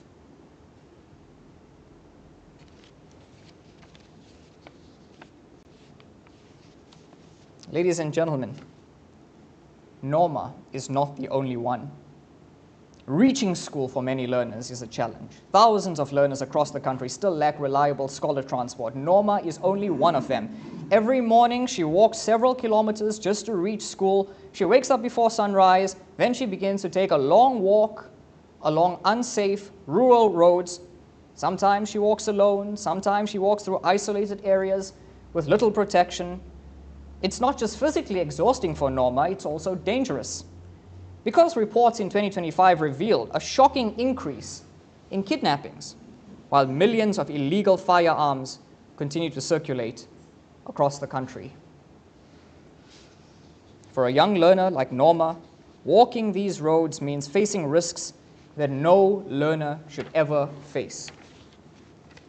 We have compounded to this a GBV problem, now a national disaster. Gangsterism in some of our areas, predators who prey on the most vulnerable in our society. And if Norma does make it to school safely, by the time she arrives at school, she's already exhausted. And when a learner begins the day exhausted, it becomes even harder to concentrate, to participate, to engage, to learn. But despite, ladies and gentlemen, despite the overcrowded classrooms, despite traveling long distances to school, despite being in an environment where resources are limited, despite having the odds stacked against her from birth, Norma continues her education. She pushes forward year after year, and eventually Norma reaches matric. And she sits for the National Senior Certificate examinations. And like thousands of other learners across South Africa, Norma passes matric. In fact, she manages even to achieve a bachelor's pass, and that opens the door to her for future study. Her achievement forms part of the broader national success that people like our minister speak of. South Africa recently achieved its highest ever matric pass rate. More than 656,000 learners passed the National Senior Certificate examinations. Many of these success stories come from no-fee schools in communities just like Norma's, affected by poverty and inequality. So this achievement is an achievement worthy of recognition for Norma and for the thousands like her across South Africa. It reflects the determination of learners who refuse to give up on their dreams. It reflects the dedication of teachers who continue to teach, guide, and support learners despite difficult working conditions and limited resources. But after matric, Norma then faces the next stage of life, finding a job. For many South Africans, this is where the biggest challenge lies: youth unemployment. Ladies and gentlemen, youth unemployment remains one of the most serious problems facing the country, if not the most serious. In 2025, more than 50% of young people between the ages of 15 and 24 were unemployed, and that means, in practical terms, that the majority, most young people looking for work can't find it. So Norma finished school with ambitions and dreams, but when she entered an economy where millions of young people are already searching for opportunities, they simply were not there. And sadly, Norma became a part of that statistic. And for us, that raises a difficult question. If education is meant to unlock opportunity, what happens, ladies and gentlemen, when opportunity remains out of reach? And this is why we do what we do at the F.W. de Klerk Foundation. Because the F.W. de Klerk Foundation believes that strengthening the right to education requires focused reforms. What are some of the things we advocate for? How do we make Norma's life story better and that of thousands of other students across South Africa? First, South Africa must strengthen early learning foundations, ensuring that children arrive at school ready to learn. Second, the education system must improve learner tracking so that children who fall behind are identified and are supported early. Third, learner well-being must also be prioritized, and this includes school nutrition programs, mental health support, and safe learning environments. Fourth, schools must be safe spaces, a space where a child feels safe enough to grow and learn and achieve all that they're capable of achieving. Bullying and violence and unsafe infrastructure must be addressed urgently. And finally, stronger anti-bullying frameworks must be implemented to protect learners.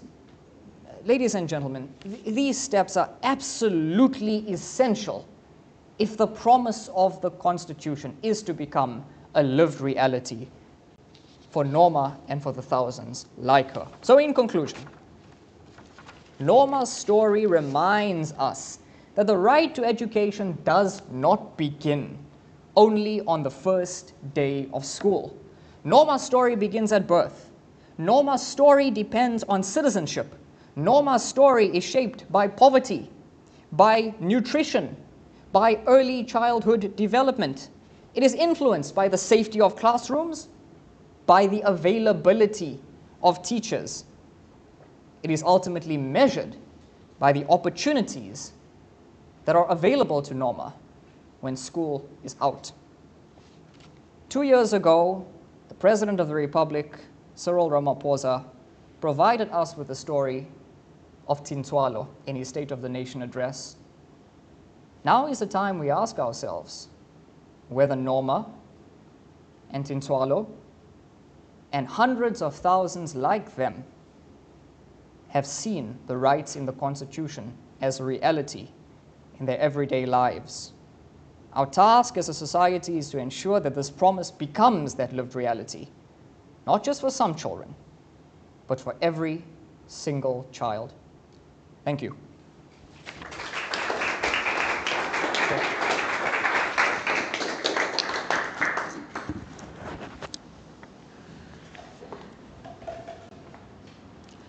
Thank you, Ismail.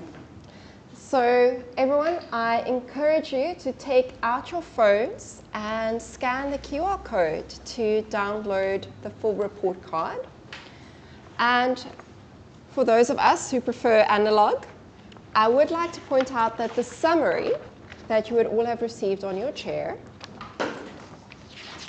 starts with the executive summary, then the dashboard, which was our Vice Chair Christina's very brilliant idea of all of the rights, and the top 10 threats, which we covered in the speech I gave.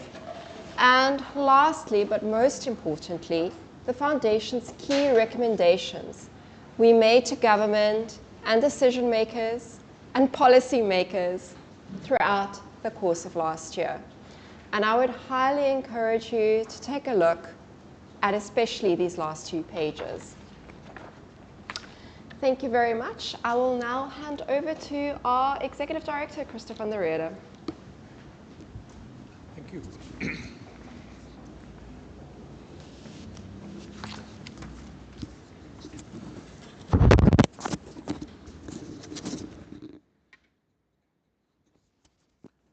Yes, colleagues, we have prepared something very nice for you to enjoy.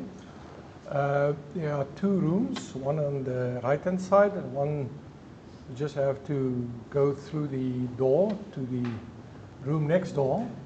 And please enjoy some coffee and tea. But before we get there, let us perhaps know from you what issues you have, what questions you want to raise. I know it's late in the day, but if there are any questions you want to ask for clarity.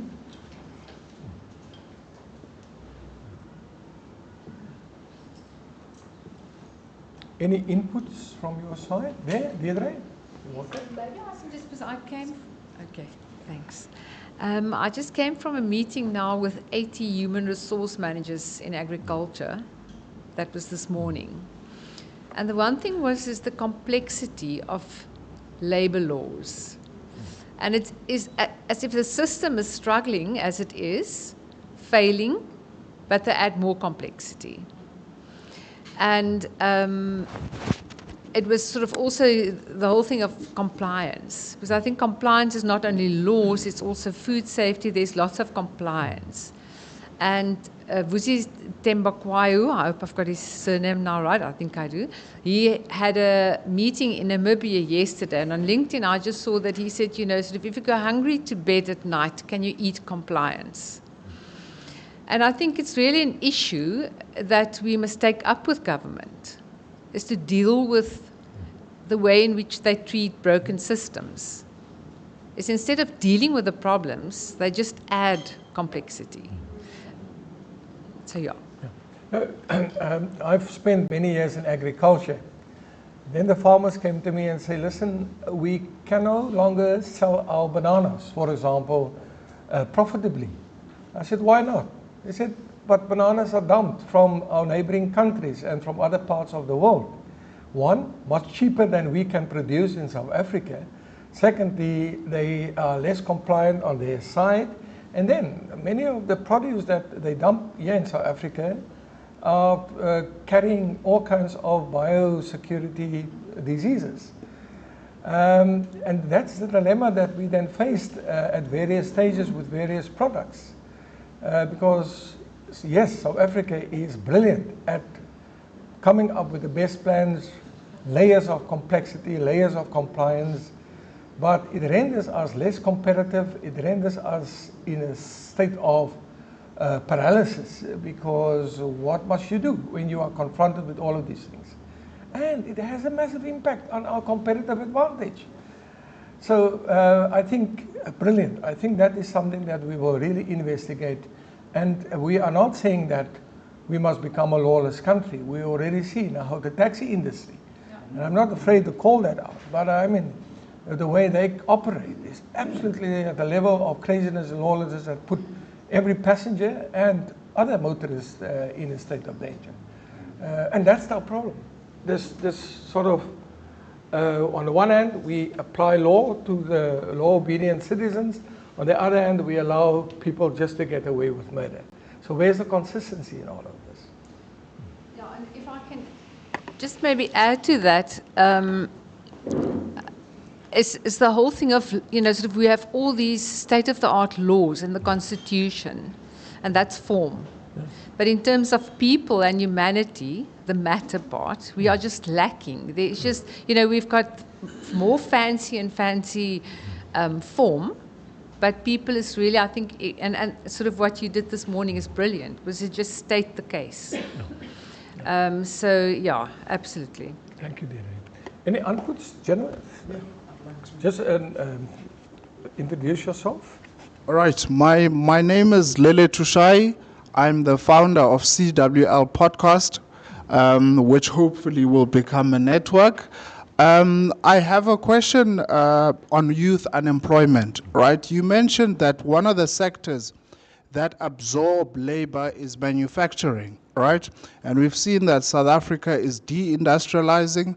Most factories are closing in the Eastern Cape and all around. What would you think is the main factor of South Africa being deindustrialized? See, for example, today I've got this shirt, but I don't know if it's made in South Africa or imported, because most of even the retail chains are importing rather than buying locally produced products. So I'd like your view on that. The cost of production. The cost of production has become way too expensive.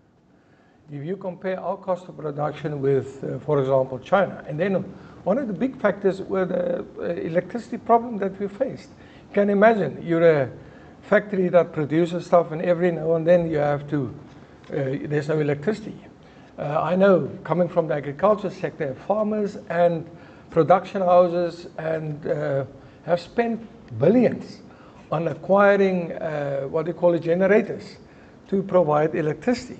I don't want to even talk about the market in Johannesburg and the city markets. That was a complete disaster because they didn't have backup.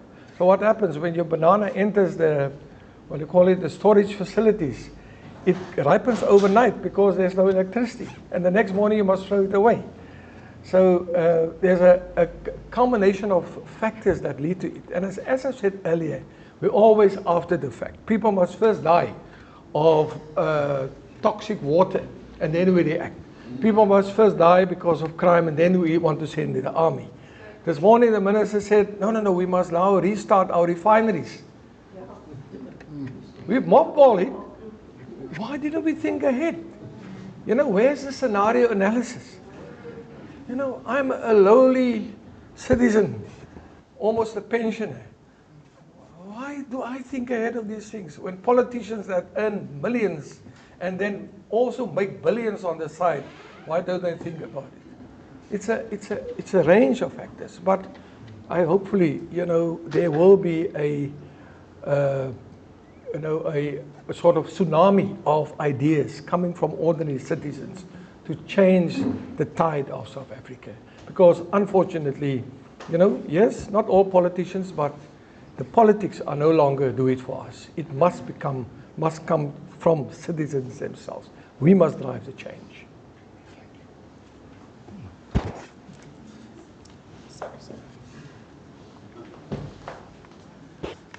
I want to agree with you entirely with your assessment that one of the issues that we're grappling with in the Portfolio Committee on International Relations, I beg your pardon, my name is Ngawem Zukwangwa. Welcome, sir. Member of Parliament for the UDM, is that we asked the government a critical question. We said, you've been encouraging businesses to invest in Africa. They go and invest in Africa, but you don't have investment treaties with those countries, which are going to protect our investment there. And then what ends up happening is that a couple of years later, the same companies, they close down and come back to South Africa because the environment is very hostile to them. So then we ask the question, what political discussions then have you had on behalf of the South African citizens and companies that are trading there? It seems like we're just content with being symbolic donors, where we donate in their countries without expecting anything in return. The second issue has to do with the story of Tinswalo. I think the Tinswalo that the president was talking about must be related in some other form, either to the president or some members of the ANC who are financially well off. Because the story I understand I can relate with is the story of Noma, which was explained here, because when you go to rural provinces, you see that on a daily basis. I end up having to give lifts to kids who are walking long distances to school. In conclusion, one of the proposals we simply made to them, especially the Department of Education in the Eastern Cape, we said, there must be a cost center for the program. No one knows who should be paying for what. So that's why now what happens is that whenever there are shortages when it comes to resources for scholar transport, they go to National Treasury. It's the Premier's office today, tomorrow it's the Department of Transport, and the next day it's the Department of Basic Education. But we also ask them to introduce a simple principle. We said be pragmatic about it. Introduce a rotation system.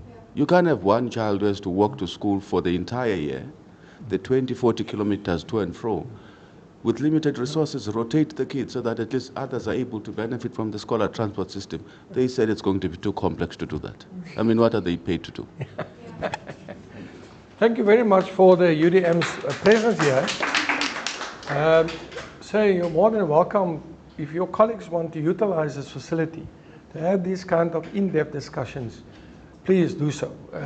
And then we'll make, expertise available to engage around this. I can so much associate with what you are saying. Grew up in a missionary station where you had to walk to school, or people from the neighboring farm schools have to walk. And often you find that, due to weather circumstances or other circumstances, they just don't make it. And how do you then, ensure that those people's right to the access of education are respected and that it's fulfilled? But just to add to something else, this morning I had a discussion on agricultural colleges. The problem is many young students, after a few months at the agricultural colleges, they decide no longer to pursue their qualifications. And lo and behold, the reason for that is their lack of mathematics. They struggle with mathematics. And because the quality of mathematics education in many of our schools are not up to standards, and many of them haven't had access to quality education, and especially mathematics. And one of the tools that I proposed is the use of artificial intelligence. It is mind-blowing when you can access it and you know how to access it, and it can actually substitute a teacher to the extent where you can say, this is the problem, explain it to me step by step how to resolve this mathematical problem. So the world is there, the technology is there. How do we introduce that technology? Because our kids spend hours on Facebook and on social media and TikTok, and the most vile videos are on display on TikTok. It's gangsterism, things like that. And I don't know why government doesn't ban these things. Because if a kid can spend 80% of his day on those vile videos, why can't we direct them to utilize the technology to educate them, to improve their skills, etc. So it's not a question of, that there's a lack of these things. It's about leveraging it to benefit the society out there. So that's just an idea. Any other questions before the samosas get cold?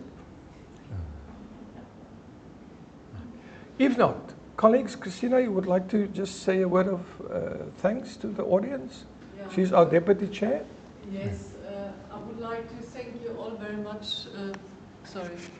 Thank you all very much for attending this event. I think to be able to assess human rights on an annual basis really gives us a very good overview over trends over time, which I think is important. And it also, our role as a F.W. de Klerk Foundation is to be a watchdog on the one side, but we also want to be part of the solution. And we would like to enter a constructive dialogue with all of you, and we would, like Christo said, would like also to make this venue available for further discussion. So I invite you all to come back to us, to engage with us on this human rights report card, and also maybe multiply the information to your peers and to your colleagues and to people that you think have use for this kind of information. So thank you very much also to my colleagues for putting together this excellent human rights report card. I know there was a lot of research involved and a lot of work involved, so thank you very much. And I would like to invite you all now to coffee and tea, and also to memorize Mr. de Klerk and his 90th birthday. It's a very special day for us at the foundation to celebrate the birthday of the name giver of the foundation, so please come and join us to celebrate him. Thank you. Thank you very much.